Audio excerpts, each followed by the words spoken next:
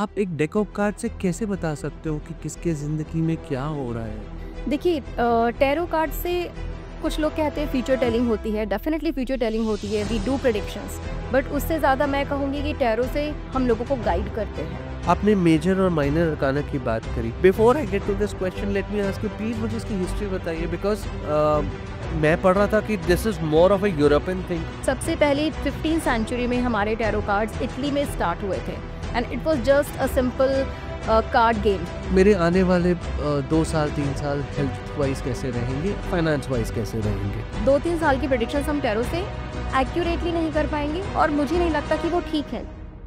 Hello, Namaskar, Vanakkam, Sat Sri Akal. Welcome to Know Me by Dr. Aditya. Today I am sitting with Shruti ji, who is a tarot card reader. With tarot, she can tell and guide the future to come. In this conversation, we will understand what is tarot, how does it guide us, and how does it help us do different things in life. Shruti ji, without any delay, welcome first of all. Thank you. Tell me what is tarot to somebody who hasn't come across tarot and want to take something help from tarot. What is tarot? देखिए tarot is a divine tool. Basically मैं बोलूँगी कि ये ईश्वर से जुड़ने का एक तरीका है। जब हम अपनी लाइफ की कुछ सिचुएशन में फंस जाते हैं, जब हम समझ नहीं पाते हमें कहाँ जाना है, कहाँ नहीं जाना, ये करना है या ये क्या करना है, उस सब को डिसाइड करने के लिए हम टैरो कार्ड रीडर के पास जाते हैं कि हमें गाइड कीजिए, हमें बताइए कि हम क्या करें, हम नहीं समझ पा रहे हैं। तो जस्ट हम ईश्वर से कनेक्ट करके टैरो कार्ड के थ्रू आपको गाइड करते हैं लाइफ में, आपको समझाते हैं कि ये आपके लिए ठीक है, ये आपके लिए ठीक नहीं है, इस सिचुएशन में ऐसे रिएक्ट कीजिए, इस सिचुएशन में ऐसे मत रिएक्ट कीजिए। So this is just a tool to guide you in different aspects of your life when you get stuck and you found no way to go. So tarot card comes in the picture. In my research, I was just reading through Beyond Future Telling. Please tell us कि आप एक deck of card से कैसे बता सकते हो कि किसके जिंदगी में क्या हो रहा है और उनको हेल्प कैसे कर सकते हो बिकॉज कॉमन बंदे के लिए वो डेक ऑफ कार्ड ही है। देखिए टैरो कार्ड से कुछ लोग कहते हैं फ्यूचर टेलिंग होती है, डेफिनेटली फ्यूचर टेलिंग होती है, वी डू प्रेडिक्शंस, बट उससे ज़्यादा मैं कहूँगी कि टैरो से हम लोगों को गाइड करते हैं। टैरो में जो सिंबल्स होते हैं, जो कलर्स होते हैं, जो नंबर्स होते हैं, कुछ कार्ड्स के नाम भी होते हैं। जैसे हमारे कार्ड्स में 2 टाइप के हमारे डेक को मतलब एक डेक में 2 सेक्शंस होते हैं, मेजर एंड माइनर आर्काना। तो उन दोनों कार्ड्स में डिफरेंट टाइप के पिक्चर्स होते हैं। तो जो हमारा मेजर आर्काना है उसमें कार्ड्स के नाम होते हैं। तो उन कार्ड्स के नाम के थ्रू हम बहुत कुछ बता पाते हैं। उन कार्ड्स के कलर्स को देख के, उन कार्ड्स के नंबर्स को देख के, उन सबको अपनी इंट्यूशन से कनेक्ट करके then we give the reading to you कि हाँ क्या करना है, क्या नहीं करना, कैसे हो सकता है, क्या नहीं हो सकता है। आपने मेजर और माइनर अरकाना की बात करी, उसमें क्या डिफरेंट है दोनों में? Before I get to this question let me ask you please मुझे इसकी हिस्ट्री बताइए बिकॉज मैं पढ़ रहा था कि this is more of a European thing. हाँ जी, बिल्कुल। सबसे पहले 15th सेंचुरी में हमारे टैरो कार्ड्स इटली में स्टार्ट हुए थे and it was just a simple card games. जैसे हम लोग यहाँ पे इंडिया में ताश खेलते हैं, नॉर्मल जो पत्ते होते हैं वैसे वो लोग खेला करते थे। तो उनको कभी कुछ दिमाग में नहीं आया कि हाँ ये क्या है, क्या नहीं है।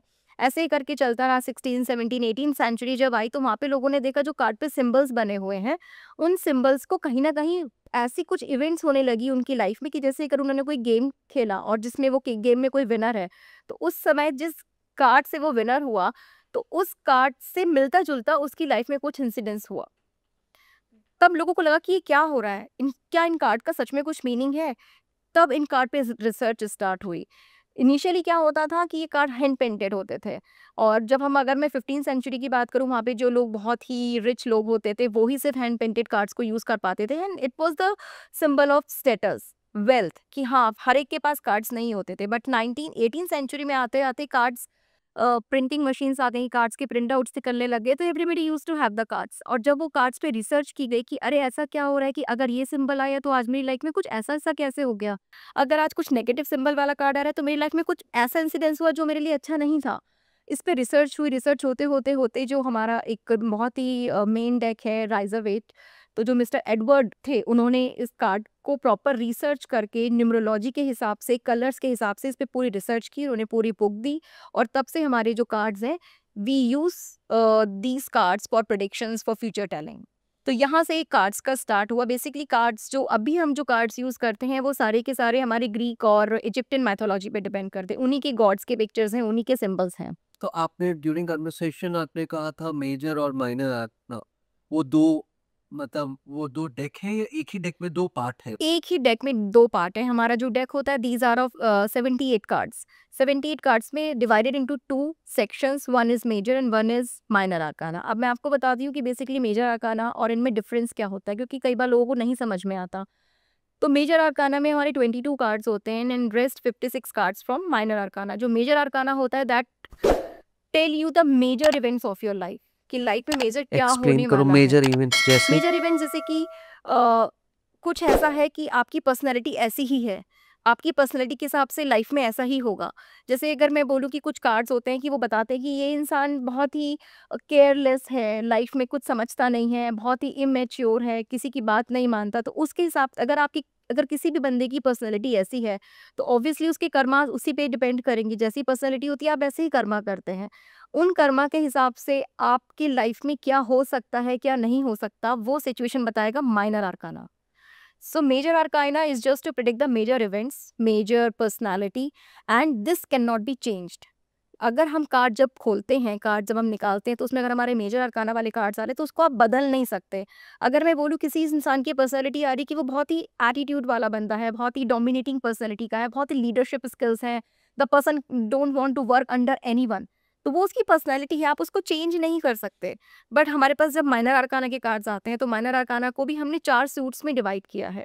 उसमें जो सूट्स हैं, एक बॉन्ड है और सॉर्ड है, पेंटिकल्स है और हमारा जो लास्ट है कप्स का कार्ड होता है। इन चारों सूट्स के भी अलग अलग मीनिंग होते हैं। अगर मेरे पास कोई एटीट्यूड वाला बंदा आ रहा है और उसके साथ मुझे जो कार्ड आ रहा है वो सॉर्ड का कार्ड आ रहा है, तो मुझे देखना पड़ेगा कि एटीट्यूड के हिसाब से इसके कर्मास कैसे हैं और इसकी लाइफ में इन कर्मास को करने से क्या चेंजेस आ सकते हैं। इमोशंस का कार्ड आ रहा है, जो जैसे हमारे कप्स का कार्ड है, that represents water element and water represents emotions. तो बेसिकली अगर किसी की लाइफ में इमोशंस के कार्ड आ रहा है तो हम रिप्रेजेंट कर सकते हैं कि हाँ, अभी आपकी लाइफ में कुछ ऐसा होने वाला है कि आप रिलेशनशिप में जाने वाले हैं, या आपको इस रिलेशनशिप में अच्छा रहेगा, या लाइफ में कुछ ऐसा होने वाला है कि जिससे आपको फील गुड फैक्टर आएगा, कुछ ऐसा जो इमोशन से कनेक्ट करता है, जो रिलेशनशिप से कनेक्ट करता है। तो इस तरीके से करके हम मेजर आर्काना और माइनर आर्काना को कनेक्ट करके we give the predictions. So these both sections are very important sections of the tarot cards for the full deck. So this is the basically.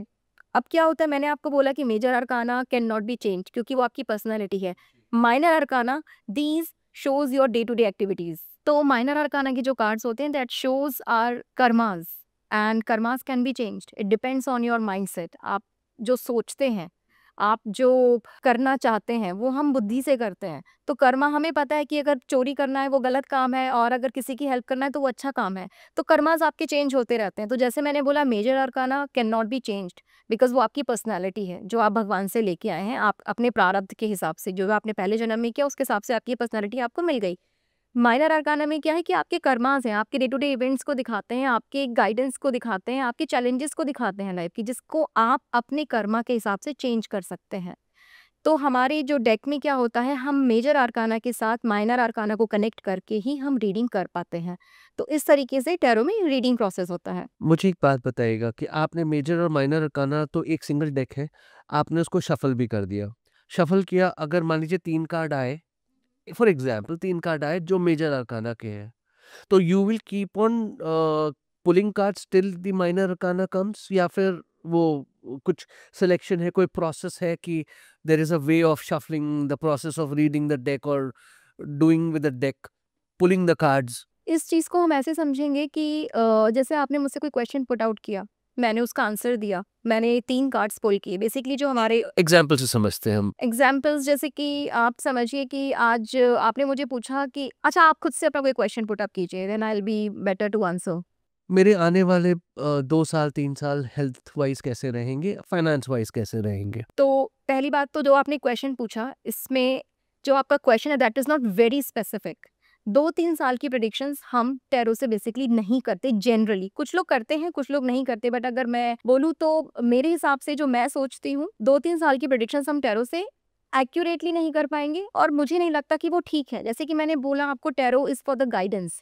अगर आप मुझे ये बोलेंगे कि श्रुति मेरा जो आने वाला टाइम है, अभी आने वाले मेरे 2-3 महीने हैं, जो मेरा ये साल जाने वाला है, इसमें मेरी हेल्थ कैसी रहेगी, then I can give you a better picture rather than asking me कि 2-3 साल में हेल्थ Okay, कैसी short रहेगी। durations में prediction can be accurate. Accurate and more to the point basically. Okay. तो आपके क्वेश्चन के हिसाब से मैंने कार्ड शफल किए, मैंने स्प्रेड किया, मैंने 3 कार्ड्स निकाले। तो जो हम 3 कार्ड्स निकालते हैं बेसिकली क्या होता है, वो 3 कार्ड्स हमारे तीनों काल को रिप्रेजेंट करते हैं। जो हमारा फर्स्ट कार्ड होता है वो आपके पास्ट को रिप्रेजेंट करता है, जो हमारा बीच का कार्ड होता है, जो सेकंड नंबर का कार्ड हम पुल करते हैं, वो आपके प्रेजेंट को डिफाइन करता है, और जो लास्ट कार्ड होता है that gives a picture of the future. तो मुझे उससे पता चल जाएगा कि आपका पास्ट कैसा रहा है, कि अगर पास्ट में मुझे कुछ पॉजिटिव कार्ड दिख रहा है तो मुझे पता है कि आप एक ऐसे इंसान हो। But the one single card you can get to know the past of that person कि आपका past कैसा रहा है? जी बिल्कुल, उस Okay. क्वेश्चन के हिसाब से। ऐसा अच्छा। नहीं कि मुझे होल हिस्ट्री नहीं Okay, पता okay, चलेगी, okay. बट आपने जैसे अपने हेल्थ से Health से रिलेटेड मुझे related. पूछा, then I will get a picture कि हाँ आपकी हेल्थ पास्ट में कैसी रही है।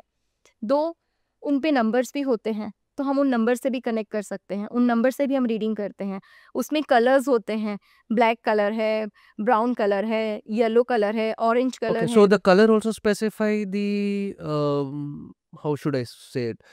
The nature of the person या फिर उसका character of a person? जी बिल्कुल। Okay. और आने वाली चीज़ों में कैसे होने वाला है, क्या होने वाला है, वो सब हम कलर से भी देख सकते हैं। सिंबल्स बने होते हैं, हमें सिंबल से पता चलता है। उनमें पिक्चर्स बनी होती हैं, उनसे पता चलता है। और जो नंबर्स होते हैं, कार्ड में 4 चीज़ें होती हैं, इन चारों को ही रीड करके हम अपनी प्रेडिक्शंस, हम अपनी रीडिंग्स देते हैं। So what basically you are trying to say is कि जो predictions है वो depends on the first 3 cards which you pull. Ji. From the first 3 cards which might be major or minor arcana की. हाँ जी। And based on the colors and the numbers you can predict कि आने वाले समय में short duration में but उसके बाद, सॉरी टू इंटरप्ट, बट उसके बाद भी ये होता है कि कई बार हमें आंसर नहीं मिलता। कई बार हमें लगता है कि नहीं, ये मेरी इंट्यूशन जो मुझे लग रहा है वो सही नहीं जा रही है, कुछ तो है गड़बड़, कि मुझे और एक ना, जैसे मैंने आपको बोला है कि एनर्जी बहुत ज़्यादा मैटर करती है।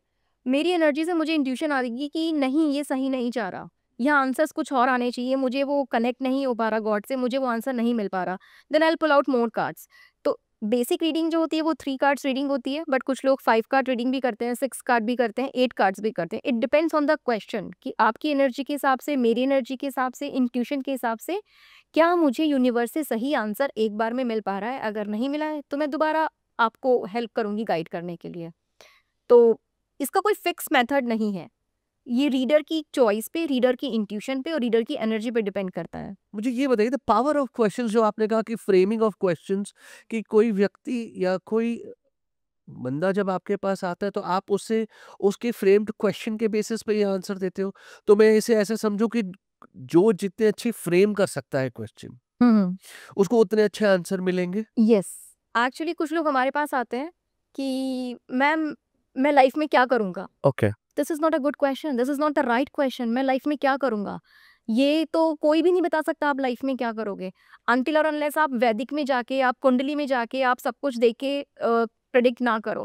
क्योंकि टैरो कार्ड्स में जैसे मैंने बोला कि गाइडेंस और चॉइसेस दी जाती हैं। ऐसा नहीं होता टैरो कार्ड में कि मैं आपको बता दूँ कि आप ये करोगे। आपका फ्रेम ऑफ क्वेश्चन ऐसा होना चाहिए कि मैम मैं 2 चीज़ों में कन्फ्यूज़ हूँ कि क्या मैं बिज़नेस में जाऊँ या मैं जॉब में जाऊँ, but I am not able to decide. मैंने कुछ टाइम बिज़नेस किया, मेरा बिज़नेस में लॉस हो गया। अब मैं सोच रहा हूँ कि मेरे को जॉब करना चाहिए कि नहीं करना चाहिए, या बिज़नेस में ही आगे मेरा फ्यूचर, कभी आगे टाइम अच्छा है आने वाला तो बिज़नेस ही कंटिन्यू करना चाहिए। So please suggest me what should I do? Should I go for the business only और I should opt for the new job? This will be the good question for me to give you the if answer. I tell you कि अगर किसी student को अपना future पूछना है तो वो कैसे पूछे आपसे? चलिए मैं एक क्वेश्चन करता हूँ कि मैम मैंने 10th का एग्जाम दिया या मैंने 11th का एग्जाम दिया, आप मुझे उसके बारे में बताओ। तो क्या ये प्रेडिक्शन होती है? नहीं होती। Okay nobody can give you the exact percentage of marks. हमारे पास बहुत आते हैं बच्चे, 10th के आते हैं, 12th के आते हैं। आए दिन बोर्ड वाले बच्चे को कॉल करके क्वेश्चन पूछते हैं, मैम कल मेरा हिंदी का पेपर है, मैं ठीक कर पाऊंगा? अब सोचिए, आप जो बच्चा हिंदी का पेपर डर रहा है कल को देने के लिए, ऑब्वियसली उसकी तैयारी में कमी है। डरा हुआ है तभी वो आ रहा है। जो बच्चा कॉन्फिडेंट है, जिसने सब कुछ पढ़ा है, वो नहीं आएगा ना आपके पास। तो मुझे उसकी एनर्जी से पता चल गया कि बच्चा घबराया हुआ है। मुझे कार्ड्स देखने की भी ज़रूरत नहीं है वहाँ पे। तो मैं वहाँ कार्ड्स नहीं देखूंगी। पहली बात तो मैं बच्चे को वहाँ पे गाइड करूंगी। ही नीड्स अ गाइडेंस कि मैं हिंदी का पेपर कैसे करके आ रहा हूँ, क्या होगा क्या नहीं होगा। तो उस जगह पे हमारा जिसको बोलते हैं ना कि एक as a coach we work. अच्छा। और हमारी जो एथिक्स है, जो हमारी एस्ट्रोलॉजी, वो हमें ये कहती है कि कभी भी किसी के रिजल्ट्स को हमें प्रेडिक्ट नहीं करना चाहिए। बी इट एनी एग्जाम का result, be it any medical reports का result, be it any competition का रिजल्ट, या जैसे कुछ लोग बैटिंग करते हैं, कुछ लोग ये आईपीएल में इतना ज़्यादा बैटिंग चलता है कि मैम बता दीजिए कौन सी टीम आज जीतेगी नहीं जीतेगी। डेफिनेटली ये होता है, वी कैन प्रेडिक्ट। कार्ड्स में आ जाता है कि कौन सी टीम जाएगी कि नहीं जाएगी, कौन सी जीत रही है कि नहीं जीत रही है। बट एथिकली मेरा मानना ये है कि ये चीज़ें, tarot is not for that. Tarot is not a money making But but you mean to say कि tarot can do this? Yes, definitely tarot can do this. Tarot इतना अच्छा टूल है कि हम, अगर आपकी इंट्यूशन इतनी स्ट्रांग है, अगर आपका ऊपर यूनिवर्स से इतना अच्छा कनेक्ट है, आपको इंट्यूशंस आ जाएंगी, आपको रिजल्ट्स मिल जाएंगे, आपको सामने से आंसर्स मिल जाएंगे।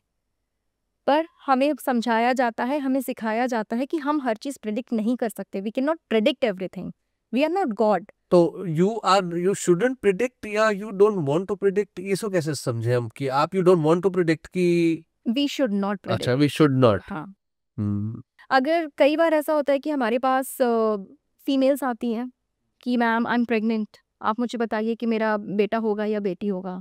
तो एथिकली वी डोंट प्रेडिक्ट, हम डायरेक्टली बोल देते हैं कि नहीं, we can not predict for the gender of the kid, okay. This is unethical. So बहुत सारे फीमेल्स फिर ये भी पूछती हो कि मेरे हस्बैंड का अफेयर है या मेरे हस्बैंड में से क्यों नहीं हैप्पीली रिलेशन है। रिलेशन एस्पेक्ट पे एक क्वेश्चन अगर कोई पूछे आपसे कि आप मुझे प्लीज बताइए कि मेरी फैमिली लाइफ कैसी होगी, तो can you do that? Yes, definitely. But then again ये तो कॉन्ट्रडिक्टरी हो गया ना कि वो फैमिली लाइफ कैसे होगी, वो तो एक बहुत वाइड ड्यूरेशन हो गया। नहीं, फैमिली लाइफ का क्वेश्चन मैंने जैसे बोला ना, frame of question is very हाँ मच जी। इंपॉर्टेंट। तो ये फ्रेम ऑफ क्वेश्चन सही नहीं है, मेरी फैमिली लाइफ कैसी होगी। हम, मैं उसको वाइट पिक्चर दे सकती हूँ, I can get the positive cards that can, I can give her a picture कि हाँ आपकी फैमिली लाइफ बहुत अच्छी जाने वाली है, अच्छा रहेगा।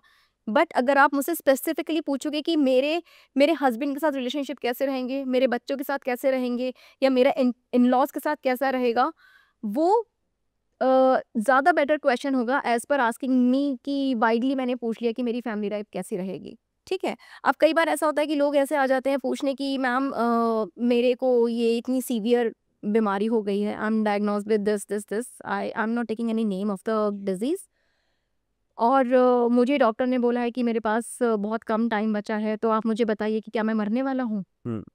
सो we will not predict, that is astrology even it's not in tarot only, अगर आप वैदिक भी करते हैं, आप न्यूमरोलॉजी भी करते हैं, हर एस्ट्रोलॉजर को हर विद्या में यही सिखाया जाता है, आप किसी की डेथ प्रेडिक्ट नहीं कर सकते। बट मेरी रिसर्च में मैं पढ़ रहा था कि there is a card of death and devil also, जी, सो देखिए, they should predict then. Yes, but actually क्या होता है, जैसे मैंने बताया, हर रीडर की, हर टैरो कार्ड रीडर की अपनी अलग इंट्यूशंस होती हैं, अलग विद्या होती है, अलग चीज़ों को लेने की जो एबिलिटी होती है। कुछ लोग डेथ कार्ड को हमेशा नेगेटिव लेते हैं, हम्म। बट मैं डेथ कार्ड को एज अ पॉजिटिव लेती हूँ। एक्सप्लेन करिए प्लीज। डेफिनेटली डेथ क्या होता है, death is the end, hmm. It is the end of anything. It can be the end of negativity, it can be the end of bad time, it can be the end of bad relationship. जब पुराना कुछ खराब है जो वो खत्म होगा, तभी तो न्यू बिगनिंग आएगी ना लाइफ में। अगर मेरे पास कोई ऐसे बोलने को आ रहा है कि मेरे को रिलेशनशिप में प्रॉब्लम्स आ रही हैं, आप मुझे बताइए कि रिलेशनशिप मेरा चलेगा कि नहीं चलेगा, and I see the death card is coming, so my prediction would be yes, definitely this relationship is not going to work in your life for long, but there would be a time coming in your life after a couple of years, then your relationship will gonna flourish, or maybe you are going to enter in a new chapter of your life. अगर मैं उसको ये बोल दूंगी कि नहीं तुम्हारा सब खत्म हो जाएगा, सब बर्बाद हो जाएगा, तुम टूट जाओगे, तुम्हारा डिवोर्स हो जाएगा, तो आप तो, अगर नहीं भी हो रहा होगा तो आपने तो पहले उसको करके डरा दिया ना। In my research, I was reading there are two deck of cards, as you said, and in those deck of cards there is one card of devil, tower, and death. Death you have already discussed. We have discussed. Now tell me something about the card of devil and the card of tower. Okay, so devil का card अगर आपने देखा हो तो उसमें devil है बीच में, और एक तरफ एक फीमेल है और एक मेल है। अब दोनों जंजीरों से जकड़े हुए हैं और डेविल की बहुत ही नेगेटिव एनर्जी आ रही है, उस कार्ड को देख के ही लोगों को बेसिकली डर लगने लग जाता है कि अरे ये कार्ड आ गया, तो ये तो बहुत ही गड़बड़ है। तो हम जैसे हम प्लैनेट से भी कार्ड्स को कनेक्ट करते हैं, ठीक है? तो बेसिकली हम क्या बोलते हैं, ये राहु का कार्ड है। Rahu is like head, negative. Basically Rahu हमेशा नेगेटिव नहीं होता, Rahu is positive also. But जब डेविल का कार्ड आता है, इसका मतलब डेविल क्या करता है, डेविल हमेशा नेगेटिव होता है, उसके दिमाग में हमेशा गलत चीज़ें ही आएंगी, गलत बातें ही आएंगी, नेगेटिविटी आएगी, रॉन्ग थिंग्स, चोरी चकारी, कनिंगनेस, किसी का नुकसान पहुंचाना। तो डेविल का कार्ड अगर आ रहा है हमारी किसी भी रीडिंग में, so definitely it's a negative. So devil का कार्ड मेजर आर्कना में आता है कि माइनर में? मेजर में। मेजर में ही आता है। So that is the character of the person हाँ। कि he is a devil. He is, ऐसा नहीं कह सकते कि he is a devil, okay. But something is not good with his personality. वो कुछ बहुत जल्दी नेगेटिव हो जाता है, उसके ऊपर नेगेटिव चीज़ों का इम्पैक्ट बहुत जल्दी हो जाता है। जैसे कि अगर डेविल का कार्ड अगर आ रहा है, तो मैं बोलूँगी शायद ही ऐसा बंदा है कि हो सकता है इसको कुछ गलत आदतें हैं, maybe he is drinking a lot, he is doing some wrong things, he is harming people. तो devil means negativity which is not ethical, which is not correct. तो ऐसा नहीं कि डेविल है तो वो डेविल है, नहीं, डेविल नहीं है। डेविल की आप उनको डिवाइड कर सकते Bad हैं। karmas. Yes, bad He is in karmas. influence of bad karmas. Correct, हाँ जी। So the card of tower then? Tower का कार्ड अगर आपने कभी नोटिस किया हो, तो टावर खड़ा है, उसमें विंडोज हैं, विंडोज में से आग निकल रही है और लोग नीचे गिर रहे हैं, विच रिप्रेजेंट्स द एंडिंग, खत्म। क्योंकि लोग डर गए हैं, लोग डर के भाग रहे हैं वहां से, उस सिचुएशन से लोग निकलना चाह रहे हैं, और वो इतने ज्यादा सिचुएशन में फंस गए हैं कि उनके ब्रेन ने काम करना बंद कर दिया, उनकी बुद्धि ने काम करना बंद कर दिया, उनको समझ नहीं आ रहा है क्या करना है, और वो डायरेक्टली टावर से कूद रहे हैं, जंप कर रहे हैं। अब सोचिए, अगर हम किसी भी टावर से कूदेंगे तो डेफिनेटली हमें चोट लगेगी, और हम we can go to end of our life as well. तो टावर का कार्ड ये प्रेजेंट करता है कि अगर किसी भी सिचुएशन में टावर का कार्ड आता है, इसका मतलब है सिचुएशन खत्म होने वाली है, ये रिश्ता खत्म होने वाला है, ये प्रॉब्लम, ये इस समय लाइफ में ये प्रॉब्लम आने वाली है। अगर आप ऐसा कर रहे हैं तो this will not be beneficial for you, ये आपको हार्म करेगा ही करेगा। या तो चीज़ें ख़त्म हो जाएंगी, या धीरे धीरे उन चीज़ों को लेके आपका जो एक तरीके से आपकी लाइफ है वो ख़त्म हो जाएगी। तो जो हमारे डेक के सबसे मेन नेगेटिव कार्ड्स होते हैं, वो डेथ है, और डेविल है, और टावर है। पर डेथ के लिए लोगों का जैसे मानना है कि डेथ नाम से कि हमारी डेथ हो जाएगी, मेरा मानना ऐसा नहीं, क्योंकि डेथ का मतलब होता है एंड। जैसे मैंने पहले बोला, एंड। तो and can be the end of the bad things, the negative things, the problems of your life. और जब एंड होगा किसी खराब चीज़ का, तभी लाइफ में कुछ नया आएगा। तो हम इसको सिचुएशंस में पॉजिटिव भी लेते हैं, और कभी कभी हम नेगेटिव भी लेते हैं। बट डेथ डजंट मीन, आप इसके लिटरल मीनिंग पे कभी मत जाइएगा कि डेथ मीनिंग्स मृत्यु, इसका मतलब वो नहीं है। What is the ethical guideline which you follow while reading the deck? There is something like scary card आ गया, something bad which is going to happen, you see. So what is your way of telling the client कि okay, now you need to do this or that or something like that? देखिए, उसमें सबसे ज़्यादा जो काम करता है, हमारी गाइडेंस काम करती है। हम किसी को भी जाके एकदम से नेगेटिव नहीं बोल सकते कि नहीं, ये तो नहीं होगा। हम्म। जैसे मैं अगर आपको एक एग्जांपल दूं कि कितनी लेडीज़ मेरे पास आती हैं कि मैम हमारी शादी को इतना टाइम हो गया है, हम कंसीव नहीं कर पा रहे हैं, मैं क्या मेरे को कभी बेबी होगा। तो अगर मुझे दिख रहा है कार्ड में कि मुझे हमेशा सारे नेगेटिव कार्ड दिख रहे हैं, but I will never say no, नहीं होगा। क्योंकि आजकल मेडिकल साइंस ने इतनी तरक्की कर ली है, इतनी चीज़ें आ गई हैं, इतनी इतनी सारे मेडिकल चीज़ें हो गई हैं कि जिससे जनरली बेबी हो जाता है। हम कभी किसी को नेगेटिव ना तो बोलते हैं, और ना ही हम किसी को नेगेटिव प्रेडिक्ट करते हैं। अगर मैं बोल दूंगी कि नहीं, तुम्हें कभी भी you can not be a mother, तो वो बंदी अगर कभी कोशिश भी कर रही है, या चांसेस बन भी रहे हैं, योगास बन भी रहे हैं, तो क्या होता है ना कि हम जो सोचते हैं वो चीज़ें वैसी अक्रेंस होने लग जाती हैं, तो वो चीज़ें नहीं होंगी। तो हम लोगों को ऐसे समझाते हैं, हम ऐसे प्रेडिक्ट करते हैं कि देखिए, आप अपने कर्मास कीजिए, आप कोशिश करते रहिए, आप डॉक्टर को दिखाइए, चांसेस हैं, अगर आप कोशिश करते रहेंगे और ऊपर वाले की अगर आपके ऊपर कृपा रहेगी, तो definitely one day you will get a baby. हम ये नहीं कहेंगे कि 100% हो जाएगा, और हम ये भी नहीं कहेंगे कि नहीं होगा, कभी नहीं होगा। भले ही मेरी इंट्यूशन मुझे बोल रही है कि नहीं होगा, मेरे पास कार्ड ऐसे आए हैं जिससे मैं समझ सकती हूँ कि नहीं होगा, there is a big chance कि इनको बेबी नहीं हो सकता। बट अगर बेबी नहीं हो सकता, they can adopt a child, वो माँ तो बन सकती है ना, तो अडॉप्शन इज़ अ केस, ठीक है। और अगर ऐसा नहीं हो रहा है, तो आईवीएफ आ गया है, इतनी चीज़ें आ गई हैं, तो कैसे भी करके you can get a baby. But हम ये कभी नहीं बोलेंगे किसी को चाहे नेगेटिव कार्ड्स ही क्यों ना आ जाएं, कि आपको लाइफ में ये चीज़ नहीं होगी। So if somebody who's a very fragile, emotionally fragile, जो ना भी नहीं सुन सकता, हाँ भी नहीं सुन सकता, how do you deal with such kind of clients who still have negative cards on the deck or a positive card if you may say? Okay, देखिए ऐसी सिचुएशन में क्या होता है, basically we should be the active listener. क्योंकि हमारे पास जो आ रहा है ना, वो ऑलरेडी बहुत परेशान है, वो टूटा हुआ है, उसकी इतनी परेशानी है, उसको कोई सुनने वाला नहीं। तो सबसे पहले तो हमें उसकी सारी परेशानियाँ सुननी है, तो सबसे पहले तो हमें वो सुननी चाहिए। उसके बाद में एम्पैथी, क्योंकि जो परेशान आ रहा है उसको सॉल्यूशन से ज़्यादा एम्पैथी की ज़रूरत है। उसे इस चीज़ की ज़रूरत है कि कोई उसे समझाए, उसे एम्पैथाइज़ करे कि नहीं, सब ठीक हो जाएगा। परेशानियाँ आती हैं, these are the parts of life, ups and down सबकी लाइफ में आते हैं, परेशान मत हो, सब ठीक हो जाएगा। एम्पैथी। उसके बाद आता है ओपन कम्युनिकेशन, कि वो जो बोल रहा है आप उसको सुने, उसको समझें और उसको एक ऐसा कंफर्टेबल ज़ोन प्रोवाइड कराएँ ताकि वो ओपनली अपनी सारी बातें आपके सामने रख सके, and that should be without any judgment. Basically we don't जज पीपल। हमें पता है कि जो आ रहा है वो बेचारा हर तरह के बैकग्राउंड से आ रहा है, हर तरह के लोग हैं दुनिया में, तो हमें we are not going to जज anybody. So we give the assurance that yes, this phase of life will not gonna be permanently in your life, this will go away। अगर सुख खत्म हुआ है, दुख आया है, तो दुख भी खत्म होगा, उसके बाद सुख आएगा ही आएगा। तो ऐसे बेसिकली जो यूजर्स होते हैं उनको अटेंड करने में सबसे जो बड़ी, मैं मुझे ऐसा लगता है, जो एक रोल प्ले करता है, that should be the active listening. वो हमारे अंदर ज़रूर होनी चाहिए। उसके बाद एम्पैथी और फिर एक open communication, and they should not be any false promising. ऐसा नहीं है क्योंकि बेचारा वो उस समय इतना परेशान है, आप उसको जो बोलोगे वो मान जाएगा। आप उसको बोलोगे कि ठीक हो जाएगा तो वो मान जाएगा, आप बोलोगे नहीं होगा तो भी वो मान जाएगा। बट एथिकली हमें we should not be giving any false promising to any person कि नहीं ये तो हो जाएगा। अगर वो कह रहा है कि मेरी जॉब नहीं लग रही, तो लगेगी कि नहीं लगेगी, तो मैं बोल दूं नहीं लग जाएगी, अभी 1 महीने में लग जाएगी, तो नहीं, this is a false promise. मुझे दिख रहा है 1 महीने में नहीं लगेगी, it may take long, may be 6 months और अप टू अ ईयर। तो मुझे ये बोलना है कि तुम अपने कर्म करते जाओ, अप्लाई करते रहो।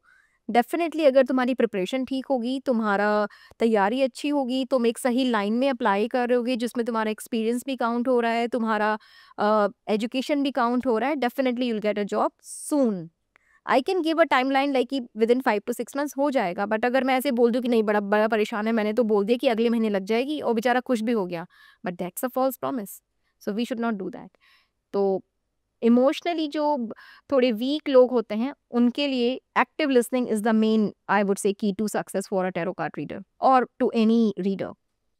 If somebody is new tarot card reader, तो वो अपार्ट फ्रॉम जस्ट अंडरस्टैंडिंग कि ये कार्ड क्या बोल रहा है या इसको याद करना कि भाई ये कार्ड का ये मीनिंग है, ये कलर का ये मीनिंग है, what else do you think कि कनेक्ट करता है? क्या सीखना चाहिए इस नए रीडर को? देखिए, नए रीडर को सबसे पहले तो मैं बोलूँगी अपनी इंट्यूशन, जो हमारे कार्ड्स रीडिंग में सबसे ज़्यादा इंपॉर्टेंट रोल प्ले करता है, वो होती है रीडर की इंट्यूशन। और वो इंट्यूशन किसी को भी आ सकती है। वो इंट्यूशन किसी फ्रेशर को भी आ सकती है, किसी बिगिनर को भी आ सकती है, और ज़रूरी नहीं कि अगर कोई बंदा 8 साल 10 साल से रीडिंग कर ही रहा है तो उसको आ जाएगी, ज़रूरी नहीं है। मतलब आएगी डेफ़िनिटली, बट कितनी स्ट्रॉन्ग इंट्यूशन है, कितनी करेक्ट इंट्यूशन है, ये आप फिक्स नहीं कर सकते अपने एक्सपीरियंस से या अपनी नॉलेज से। इंट्यूशन बेसिकली जो आती है वो आती है आपके लाइफ़स्टाइल से। You need to be very grounded, you need to be having simple living and high thinking. आपको अपने कर्मास को अच्छा रखना है, आपको अपने ग्राउंड लेवल पे रहना है, आपको नेचर से कनेक्ट करना है, आपको किसी शोशेबाजी में नहीं रहना, किसी फेक वर्ड में नहीं रहना, आपके मन में कोई छल कपट नहीं होना चाहिए। साथ ही साथ मेडिटेशन है, चक्रा बैलेंसिंग है, ये सब चीज़ें आप करते हैं, आप नेचर से कनेक्ट रहते हैं, तो डेफ़िनिटली आपको इंट्यूशन आने लगेगी।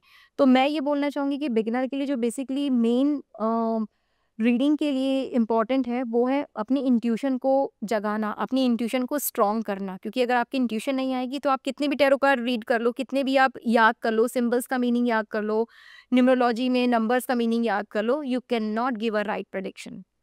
तो your intuition, your positive energy, and your connect to the God plays the main role in tarot card reading. So this should take care by any beginner or the person who is going to enter in the occult science. आप कुछ भी सीख रहे हैं, it's not only for the tarot card, it can be the वैदिक, आप कुंडली देख सकते हैं, it can be numerology, it can be palmistry, it can be any occult science, जो भी विद्या आप सीख रहे हैं उसमें आपकी इंट्यूशन सच्ची होनी और स्ट्रांग होनी बहुत ज़्यादा ज़रूरी है।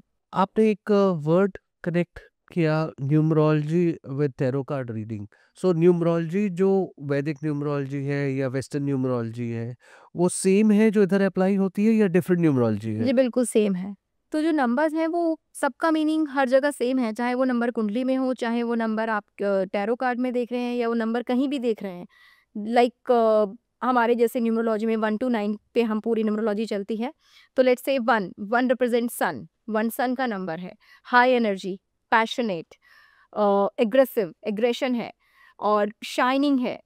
सेम सेकंड पे आते हैं नंबर 2, मून का नंबर है। Moon represent emotions, moon represents changes, कि लाइफ में बहुत जल्दी जल्दी चेंजेस आने वाले हैं। 3 नंबर is for Jupiter. Jupiter means the person having a very good teaching skills, the person is always ready to learn, teach others, very very intelligent person. 4th represent Rahu, जो मैंने आपको बताया था कि राहु केतु जो हमारे मैथोलॉजी में भी है, हिंदू मैथोलॉजी में, तो 4 नंबर रिप्रेजेंट करता है राहु को। Rahu is always very intelligent, very organized people, बहुत This is ऑर्गेनाइज्ड something होते really हैं। you should understand. Anybody who is number 4, Rahu is not bad. You are definitely intelligent. Rahu is not at all bad. कुछ लोग राहु के लिए बहुत negative thoughts रखते हैं, बट जो 4 नंबर वाले होते हैं वो बहुत इंटेलिजेंट होते हैं, बहुत ऑर्गेनाइज्ड होते हैं, बहुत डिसिप्लिन्ड होते हैं, लाइफ में बहुत स्ट्रेट फॉरवर्ड होते हैं, जिसकी वजह से उन्हें लाइफ में बहुत प्रॉब्लम्स भी फेस करने को मिलती हैं, क्योंकि आजकल का टाइम हो गया कि every time you can not be very straight forward. आपको चीज़ों को इस तरीके से बोलना है कि सामने वाले को बुरा भी नहीं लगे और आपने अपनी बात भी सामने वाले के सामने रख दी। तो राहु रिप्रेजेंट 4 नंबर। 5 पे आते हैं, हमारा बुध, मरकरी का नंबर है। 5 नंबर पीपल आर वेरी इंटेलिजेंट, बहुत इंटेलिजेंट होते हैं, हाईली इंटेलिजेंट होते हैं। Mercury represent communication as well, कि आप कैसे बोलते हैं, कैसे बातचीत करते हैं। सेम वे 6 वीनस का नंबर है, सबको पता है वीनस इज लग्जरी। शुक्र आपका स्ट्रॉन्ग है तो लग्जरी है, लाइफ में कंफर्ट है, गाड़ी बंगला, गर्लफ्रेंड वाइफ, सब कुछ आपको मिल जाएगा अगर आपका 6 नंबर अच्छा चल रहा है। सेम वे 7 नंबर पे आते हैं, विच रिप्रेजेंट्स केतु। केतु के लिए हम बोलते हैं Ketu is detachment, is and. Ketu एक आपको बहुत दूर तक नहीं लेके जाएगा, केतु चीज़ों को ख़त्म करने के लिए होता है। केतु नंबर वाले जो लोग होते हैं लाइफ में उनको कभी ना कभी चीटिंग मिली होती है। जनरली जो अगर आप देखोगे 7 नंबर वाले लोग हैं, उनको लाइफ में चीटिंग मिलती है, या तो बिज़नेस में चीटिंग हो गई उनके साथ, पार्टनर ने चीटिंग कर दिया, धोखे मिल गए, दोस्तों में धोखे मिल गए, किसी भी तरह की लाइफ में सिचुएशन आती है तो 7 नंबर वाले जो लोग होते हैं बहुत बेचारे ऐसे होते हैं कि उनको बहुत लाइफ में धोखा फेस करने को मिलता है। उसके बाद आता है 8 number which represent Mars, sorry Shani, Saturn का नंबर है। हाईली हार्ड वर्किंग लोग होते हैं, क्योंकि शनि महाराज जो हमारे हैं वो हमेशा लाइफ में स्ट्रगल देते हैं, डिलेज देते हैं। तो जो 8 नंबर वाला बंदा होता है या बंदी है, कोई भी 8 नंबर को जो है, जिसका भी नंबर है, वो बहुत मेहनत करता है, लेकिन उसके अकॉर्डिंग उसे रिजल्ट्स नहीं मिलते। उसे रिजल्ट्स मिलते हैं बट बहुत मेहनत के बाद, बहुत स्ट्रगल के बाद, बहुत डिले के बाद। फॉर एग्जाम्पल अगर मैं बोलूँगी कि आपको प्रमोशन 1 साल में मिलना है, नेक्स्ट ईयर आपका प्रमोशन है, बट आपका 8 नंबर है, तो चांसेस हैं कि उस साल प्रमोशन ना होके 2 साल 3 साल बाद आपका प्रमोशन हो रहा है। It's just a very random example I am giving, but situations change होती हैं। आपके और ग्रह नक्षत्र भी होते हैं जो आपकी कुंडली में देखे जाते हैं, जिस हिसाब से आपकी चीज़ें चेंज होती रहती हैं। और जैसे कि मैंने सबसे सबसे पहले बोला कि मेन होता है आपका कर्मा। अब मैं बोलूँ कि 8 नंबर वाला मेहनत नहीं कर रहा है, मेहनत कर रहा है, लेकिन रिज़ल्ट डिले हो रहे हैं। कई बार इतनी ज़्यादा मेहनत कर लेते हैं तो शनि देवता प्रसन्न होकर रिज़ल्ट जल्दी भी दे देते हैं। तो एक्सेप्शंस आर ऑलवेज़ देयर। आप किसी चीज़ को फिक्स लेके नहीं चल सकते। लाइफ में कुछ भी फिक्स नहीं है। लास्ट में आता है नंबर 9 विच रिप्रेजेंट्स मार्स, मंगल का नंबर है। मंगल के जो लोग होते हैं they are also very energetic, बहुत ज़्यादा पैशनेट होते हैं, बहुत हाई एनर्जी होती है उनके अंदर, बहुत जल्दी गुस्सा आ जाता है। एंगर इश्यूज देखे गए हैं 9 नंबर वालों में बहुत ज़्यादा। 9 नंबर वाले लोग बहुत जल्दी मतलब एरोगेंस होता है उन लोगों में, बहुत जल्दी बहसबाजी में फंस जाते हैं, आर्ग्यूमेंट में फंस जाते हैं। तो इस तरीके से करके हमारे जो सारे नंबर्स हैं 1 to 9 हमारे सारे 9 के 9 जो प्लैनेट्स को रिप्रेजेंट करते हैं, यही कार्ड्स पे ही हमारे नंबर पड़े होते हैं। तो उन कार्ड्स जो हमारे पास रीडिंग में कार्ड्स आते हैं, उन कार्ड्स को ही हम इन प्लैनेट से कनेक्ट करके अपनी रीडिंग देते हैं। तो this is how numerology also works in tarot card reading. इसमें डेट ऑफ बर्थ का भी कोई रोल प्ले है? हाँ जी, बिल्कुल रोल प्ले है, क्योंकि अगर हम किसी भी यूज़र के लिए, किसी के लिए भी अगर हम रीडिंग कर रहे हैं, तो हम सिर्फ़ नाम से नहीं कर सकते, क्योंकि एक नाम के तो हज़ारों लोग हैं दुनिया में। अगर मैं बोलूँ कि कोई नाम है, किसी लड़के का नाम है सौरभ, सौरभ नाम का लड़का मेरे पास आए कि मैडम मेरी रीडिंग कर दीजिए, तो सौरभ कौन सौरभ? हज़ारों लाखों सौरभ है ना। एनर्जी मुझे आपकी चाहिए, तो एक डेट ऑफ बर्थ चीज़ ऐसी होती है कि उस चीज़ें फ़िल्टर हो जाती हैं। उस पर्टिकुलर डेट ऑफ बर्थ पे बहुत सारे सौरभ हुए होंगे, बट फिर भी वो लाखों करोड़ों सौरभ तो नहीं है ना, जो हम विदाउट डेट ऑफ बर्थ निकाल रहे हैं। ऑल्सो डेट ऑफ बर्थ के साथ, जैसे मैंने बोला न्यूमरोलॉजी, तो मुझे कहीं न कहीं उस इंसान की पर्सनैलिटी का, उस इंसान के चीज़ें जो लाइफ़ में हो रही हैं, उनका भी पता चल जाएगा। तो न्यूमरोलॉजी से, डेट ऑफ बर्थ से कनेक्ट करके, प्लस नाम से कनेक्ट करके, तभी हम अपनी रीडिंग देते हैं। In this due course of time जब आप रीडिंग करते हो तो बहुत सारी आपने जो एक्सप्लेन किया कि ये सारी एनर्जीज का खेल है। सो आपके पास बहुत नेगेटिव एनर्जीज भी आती होंगी ड्यूरिंग कार्ड रीडिंग कि आपने किसी का कोई बैड कार्ड लिया, आपने बोला नहीं, but you got that energy of the card and the energy of that person. How do you deal with that bad energy, या फिर जो आप कुछ भी बताओ उसको? देखिए, एनर्जी आप बिल्कुल सही बोल रहे हैं, नेगेटिव एनर्जीज़ आती हैं, जो हमें हार्म भी करती हैं और जो हमारे लिए बहुत ज़्यादा गलत भी होती हैं, which impact our health, our mental health, our physical health as well as other things in life. तो उसके लिए हमें सबसे पहली बात तो विल पावर हमारी स्ट्रांग होनी बहुत ज़्यादा ज़रूरी है। अगर मैं हर चीज़ से डर ही जा रही हूँ, अगर मेरे पास कोई ऐसा बंदा आया जो मुझे बता रहा है, अरे मेरे को तो बहुत नेगेटिव चीज़ें दिखती हैं रात को मैडम, बहुत बैड ड्रीम्स आते हैं, मैं डर जाता हूँ, और पता चल रहा है मैं वीक हार्टेड हूँ, मैं ही डर गई उसकी बात सुनने से, तो ऑब्वियसली मैंने उसकी नेगेटिविटी तो कैच कर ही लिया, बाकी आई am not able to help that person. सो अब जो भी रीडर है उनको बोला जाता है कि you should be very strong hearted. Strong hearted होने के बाद सेकंड आता है मेडिटेशन। मेडिटेशन के बाद आते हैं आपके मंत्रास, आपकी चैंटिंग। उसके बाद आते हैं रेकी हीलिंग, आप किसी भी तरह की हीलिंग ले सकते हैं।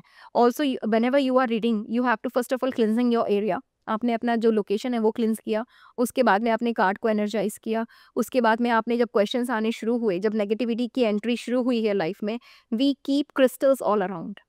उन क्रिस्टल से हमें जो नेगेटिव एनर्जी का जो इम्पैक्ट है वो बहुत हद तक ख़त्म हो जाता है। उसके बाद कुछ और भी ऐसी रेमेडीज़ होती हैं। अब अगर मैं रेमेडीज़ में जाऊँगी तो ये पॉडकास्ट बहुत लंबा हो जाएगा। तो कुछ हमारी रेमेडीज़ होती हैं जो हमें रीडिंग के बाद we generally do to save our positive energy and just to avoid the negative energy to impact us. तो ये सब हम करते हैं।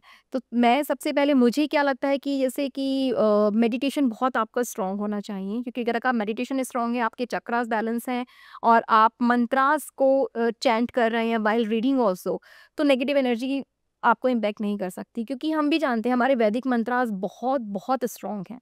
अगर हम छोटी सी एक मंत्र की बात करें, हम गायत्री मंत्र बोले, गायत्री मंत्र को महामंत्र बोला जाता है, गायत्री महामंत्र। उस एक मंत्र में ही इतनी ज़्यादा एनर्जी है जो पता नहीं कितनी लाखों करोड़ों नेगेटिव एनर्जी को साइड कर देती है। तो इस तरीके से there are so many options और there are so many things जिससे हम अपनी एनर्जीज को प्रोटेक्ट करके चलते हैं रीडिंग के टाइम पर। Can tarot card help people who have been affected with negative energies? I mean, भूत प्रेत, या किसी को जो कहते हैं कि मुझे किसी ने पकड़ लिया, या फिर किसी का प्रकोप है, मैं रास्ते से जा रही थी, बहुत कॉमन है कि मैं रास्ते से जा रहा था या जा रही थी, मेरे को एक एनर्जी ने पकड़ लिया, bad energy, influence of bad energy. क्या tarot card can help anyone? Can you predict और can you assess through card reading की ऐसा होता है हो जाता है, वी कैन प्रेडिक्ट। कि you have been influenced by bad energy? हाँ जी, पता चल जाता है। कार्ड्स में दिख जाता है कि चीज़ें हैं जो आपको इम्पैक्ट कर रही हैं, आपकी लाइफ को इम्पैक्ट कर रही हैं, जिसकी वजह से जो आप अभी जो इश्यूज़ फेस कर रहे हैं, वो उन चीज़ों की वजह से हैं। Can tarot card help? To remove these Yes. energies? No, No. tarot card is not giving you the solution। मतलब solution बोलूँ तो tarot card आपको गाइड कर रहा है, बट tarot card से हम वो चीज़ चेंज नहीं कर सकते। मैं आपको ये बता सकती हूँ कि ठीक है, अगर आपके पास नेगेटिव एनर्जी है तो आपको ये रेमेडीज़ करनी है जिससे आपकी एनर्जीज चली जाएंगी। कि आपको कुछ पूजा पाठ करनी है तो आपको हनुमान चालीसा करना है, तो या आपको जो भी करना है एज पर द एनर्जी, हमारे पास we have so many remedies for every type of problem and every type of person. ठीक है, तो टैरो कार्ड से मैंने प्रॉब्लम बता दी, लेकिन उसका सोल्यूशन तो आपको ही करना पड़ेगा ना। वो टैरो कार्ड नहीं कर सकता, वो बैठे बैठे आपकी एनर्जी खत्म नहीं कर सकता। उसके लिए आपको रेमेडीज करनी पड़ेंगी, आपको पूजा पाठ करना पड़ेगा, और जो चीज़ें ज़रूरत की हैं आपको वो सब करनी पड़ेंगी। Could you advise some common remedies to anyone who's listening? common remedies? देखिए, मेरी एक बहुत ही फेवरेट रेमेडी है जो मैं सबको बोलती हूँ, डेली शिवलिंग पे जल चढ़ाइए। कोई भी प्रॉब्लम है, करियर की ऑब्स्टिकल है, रिलेशनशिप में प्रॉब्लम है, आपके फिनेंसेस की प्रॉब्लम है, राहु केतु की प्रॉब्लम है, कोई ग्रह परेशान है, भोलेनाथ के पास सारे ग्रह आके सब ठंडे पड़ जाते हैं। उनके सर पे चंद्रमा है, राहु केतु उनके सामने टिकते ही नहीं है, शनि महाराज उनसे दूर भागते हैं, तो 5 ग्रह तो आपने यहीं ख़त्म कर दिए, ठीक है? शिवलिंग जैसे कि हमारी हिंदू मैथोलॉजी में शिवलिंग इज़ हाईली एनर्जेटिक थिंग, बहुत ज़्यादा एनर्जेटिक होती है शिवलिंग हमारी। इसको साइंस से भी कनेक्ट किया गया है कि शिवलिंग की में जो रेडियो एक्टिविटी होती है, उसमें बहुत ज़्यादा एनर्जी होती है। तो जब हम शिवलिंग पे जल चढ़ाते हैं, वो जल हमारे हाथों के थ्रू, लोटे के थ्रू, बर्तन के थ्रू शिवलिंग पे जाता है। तो जो हमारी नेगेटिव एनर्जी है, वो हम शिवलिंग पे चढ़ा रहे हैं, ठीक है? उसके बाद हम शिवलिंग को रब करते हैं, भोलेनाथ को हम सहलाते हैं, हम ऐसे मन में प्रार्थना करते हैं कि हम उनकी सेवा कर रहे हैं। उससे हमारे हाथों के थ्रू जो हमारी नेगेटिव एनर्जी है, वो शिवलिंग में जाती है। जो शिवलिंग की जो हाई पॉजिटिव एनर्जी है, वो हम एब्ज़ॉर्ब करते हैं, वो हम एक्सेप्ट करते हैं। तो मेरी हर स्टूडेंट से, चाहे वो 10th-12th के बच्चे हों, चाहे वो यंगस्टर्स हैं हमारे आजकल के 25-26 की एज वाले, या फिर हमारे एक मीडियोकर एज वाले हैं 30s-40s वाले, सबकी सबसे सिंपल रेमेडी मैं जो सबको बताती हूँ, अगर आप कुछ नहीं कर सकते, आप कोई जाप नहीं कर सकते, कोई चैंटिंग नहीं कर सकते, आप मेडिटेशन नहीं कर सकते, कुछ कुछ तो करना ही पड़ेगा ना। प्रॉब्लम है, सॉल्यूशन तो करना ही पड़ेगा। बीमारी है तो दवाई तो खानी पड़ेगी। ज़्यादा कुछ मत करो, टाइम निकालो, 5 मिनट का, 10 मिनट का, सुबह नहा धो के घर से जल का लोटा लेके जाओ और शिवलिंग पे चढ़ा दो। करो 5 महीना, 6 महीना, साल भर करो, ऑब्स्टिकल्स ऐसे खत्म हो जाते हैं कि हमें पता ही नहीं चलता कि खत्म हो गया, अच्छा ये कुछ आना भी था।